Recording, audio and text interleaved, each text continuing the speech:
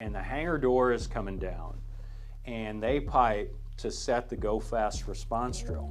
And then they said at the end of that, this is not a drill. So Tom Gaffney, who was the aircraft commander, I was flying with him, says, hey, get it started up. I'm gonna go down the CIC and figure out what's going on. He comes back and he's got a huge smile on his face. He doesn't even get in the aircraft. He plugs his helmet in. I say, hey, what do we got? And he says, go fast. Out there, I think he was playing around, but he picked the wrong cutter that day to play with. First name is Vincent, last name is Van Ness. When we stood up HITRON, I was the standardization officer and the night systems officer. I was principally responsible for developing the task conditions and standards that we use to fly at night with goggles, to do shipboard helo operations and things of that nature.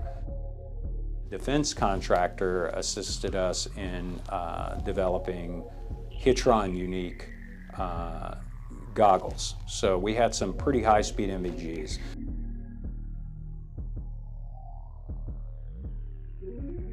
So standing it up was very challenging in the fact that at the time the Coast Guard wasn't doing full-fledged night vision goggle operations from takeoff to landing. So that was the most significant thing that I experienced. It was a cultural mind shift for the Coast Guard, and we were involved in changing that mindset. So we needed the tactics, techniques, and procedures that would allow us to maneuver at those altitudes.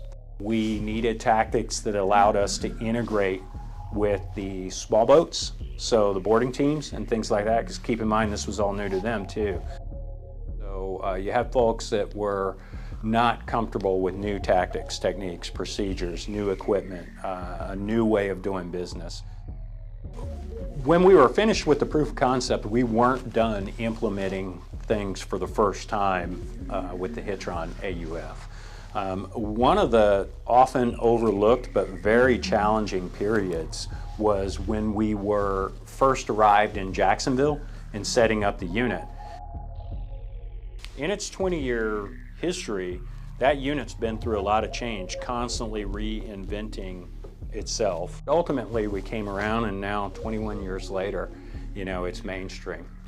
At the beginning, I wasn't really aware of the magnitude of what we were doing. It was just a day in, day out, everyday job, right? When I go back down to HITRON and I get to see the total numbers, see that they're doing the TTPs pretty much the same way we were doing it, it makes me feel really proud.